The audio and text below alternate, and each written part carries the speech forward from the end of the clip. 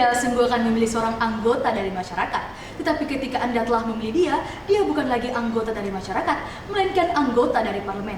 Sejatinya perwakilan tidak hanya membutuhkan ketekunan dan keinginan, tetapi juga kebijaksanaan. Edmund Burke, Bristol 1774. Bismillahirrahmanirrahim.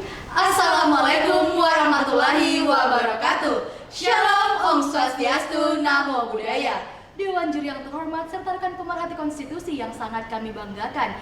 Perkenalkan, kami dari Fakultas Hukum Universitas Muslim Indonesia yang dalam kesempatan kali ini kami akan mengelaborasi terkait posisi kami terhadap mosi perdebatan Dewan Perwakilan Daerah Bebas Partai Politik. Saya pembicara pertama atas nama Anugerah Rizky Latunggu Mustafa, pembicara kedua atas nama Reski Wahyuni, dan Anissa Febriana selaku pembicara ketiga.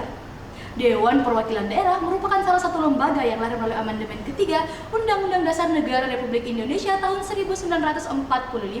Secara kronologis, Dewan Perwakilan Daerah pada masa Orde Baru disebut dengan utusan daerah yang merupakan bagian dari Majelis Permusyawaratan Rakyat yang memiliki tiga struktur kelembagaan, yaitu Dewan Perwakilan Rakyat, Utusan Daerah, dan Utusan Golongan. Kemudian dalam perjalanannya, ternyata lembaga tersebut mengalami berbagai penyimpangan sehingga dianggap tidak lagi efektif dan tidak mencerminkan representasi utusan golongan dan utusan daerah. Pada akhirnya, utusan golongan kemudian dihapuskan karena dinilai masih sangat kabur dan selalu menimbulkan manipulasi serta kericuhan politik. Namun berbeda dengan nasib utusan golongan, kelembagaan utusan daerah kemudian diperkuat menjadi kamar tersendiri di samping Dewan Perwakilan Rakyat. Maka dibentuklah suatu lembaga Dewan Perwakilan Daerah yang diharapkan berperan sebagai Senate and the Upper House agar terjalinnya mekanisme check and balances yang seimbang di tubuh legislatif. Secara khusus, gagasan bicameralisme sejatinya hadir untuk menjamin kehadiran perwakilan yang memadai untuk daerah dalam lembaga legislatif itu sendiri. Hal ini kemudian sejalan dengan makna filosofis Pancasila Sila keempat yang ditegaskan oleh Muhammad Yamin bahwa permusyawaratan rakyat adalah bagian dari kedaulatan rakyat dan syarat dari kedaulatan rakyat ialah memiliki perwakilan. Dalam hal perwakilan, Pasal 2 Ayat 1 Undang-Undang Dasar Negara Republik Indonesia tahun 1945 menegaskan bahwa MPR adalah lembaga perwakilan yang sifatnya bikameral, terdiri atas lembaga Dewan Perwakilan Rakyat sebagai perwakilan politik dan Dewan Perwakilan Daerah sebagai perwakilan daerah. Berkaitan dengan lembaga DPD lebih lanjut diatur dalam pasal 22E ayat 4 yang secara jelas dan tegas mengamanahkan sebagai lembaga yang mewakili kepentingan daerah, maka proses perekrutannya mestilah berasal dari perseorangan. Maka jelas bahwa keanggotaan DPD sebagai territorial representation haruslah berasal dari perseorangan yang independen dan steril dari anasir partai politik. Dengan demikian, mengenakan dua jubah sebagai wakil parpol dan wakil DPD sama saja dengan melanggar amanat konstitusi dan mengkhianati hita DPD sebagai perwakilan daerah dan semangat check and balance dalam sistem bicameralisme. Berdasarkan dalil tersebut, kami dalam hal ini dengan tegas menyatakan bahwa anggota DPD haruslah bebas dari partai politik.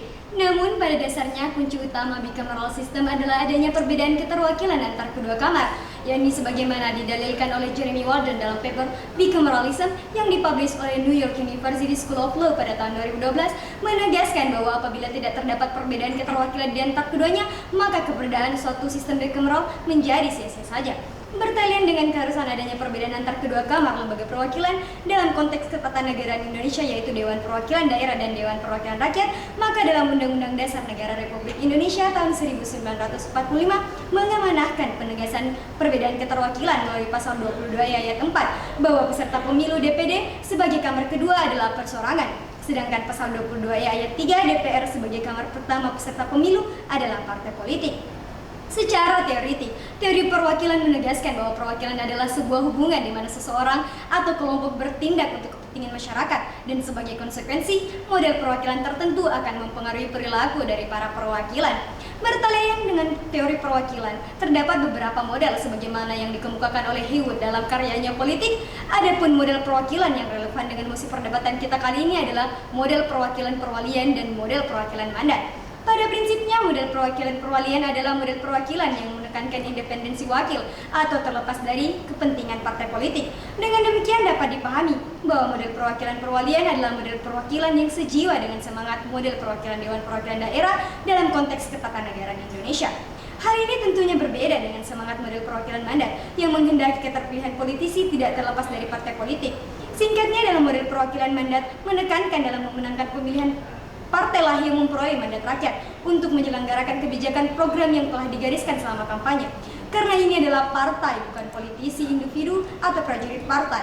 Dan dengan demikian, model perwakilan tersebut sejalan dengan semangat perwakilan Dewan Perwakilan Rakyat yang dalam peserta pemilu adalah partai politik. Pasca perubahan Undang-Undang Dasar Negara Republik Indonesia tahun 1945, konstitusi menerapkan prinsip check and balances yang dalam struktur kelembagaan negara Indonesia, sehingga kekuasaan tidak tertumpuk pada satu poros kelembagaan saja, termasuk dalam sistem lembaga perwakilan. Gagasan ini kemudian terlembaga dalam pembentukan DPD yang diharapkan berperan sebagai senat atau the upper house agar mekanisme check and balances lembaga legislatif berjalan relatif seimbang. Berdasarkan dalil-dalil tersebut, cukup kuat alasan untuk menolak parpolisasi dalam keanggotaan DPD, di mana kelembagaan DPD yang independen dan representatif sesuai dengan hita dan nasibnya sebagai territorial representation hanya dapat diwujudkan jika keanggotaan DPD dapat benar-benar bebas dari unsur partai politik.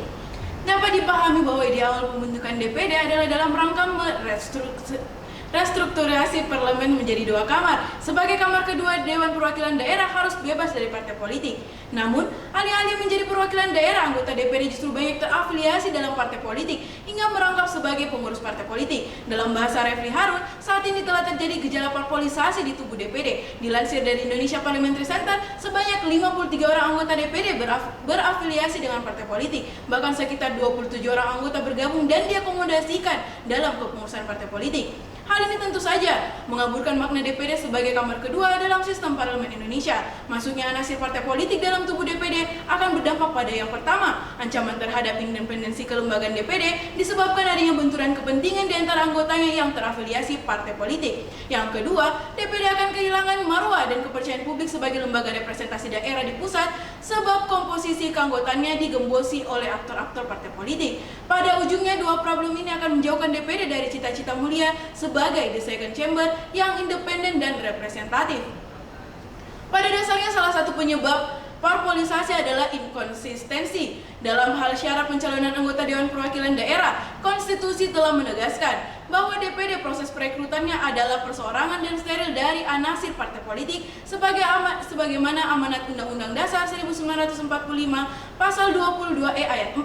Ketentuan tersebut sebenarnya pernah dipertegas dalam Undang-Undang Nomor 12 Tahun 2003 tentang Pemilu, bahwa syarat dalam DPD haruslah perseorangan yang menyertakan pengunduran diri dari partai politik 4 tahun sebelumnya. Namun sayangnya, kriteria itu tidak bertahan sampai 1 tahun periode. Undang-Undang Nomor 10 Tahun 2008 tentang Pemilu merevisi aturan sebelumnya yang justru mereduksi syarat calon anggota Dewan Perwakilan Daerah bebas dari anasir partai politik dengan menghilangkan frasa aspek non-partisan. Inkonsistensi tersebutlah yang menyebabkan DPD mulai dihuni beberapa individu yang aktif sebagai kader partai politik. Pada tahun 2018, Mahkamah Konstitusi akhirnya mengeluarkan putusan nomor 30 tahun 2018 yang memberikan penafsiran konstitusional terhadap syarat pencalonan anggota Dewan Perwakilan Daerah, yang dimana Mahkamah Konstitusi menyatakan bahwa frasa pekerjaan lain dalam Undang-Undang Nomor 7 tahun 2017 Pasal 182 huruf L tentang pemilu mencakup pula kepengurusan partai politik. Putusan Mahkamah Konstitusi tersebut merupakan putusan yang bijak, yaitu untuk menghindari terjadi perwakilan ganda atau double representation. Ditambah lagi sifat putusan Mahkamah Konstitusi yang final and binding yang mengharuskan semua pihak untuk tunduk dan melaksanakan putusan tersebut. Dengan demikian, sikap kita seharusnya adalah konsisten melarang anggota partai politik untuk masuk dalam Dewan Perwakilan Daerah dan tidak sampai mengulangi kesalahan yang sama di masa lalu. Politiae legias non legas, politik harus tunduk pada hukum dan bukan sebaliknya. Salam konstitusi!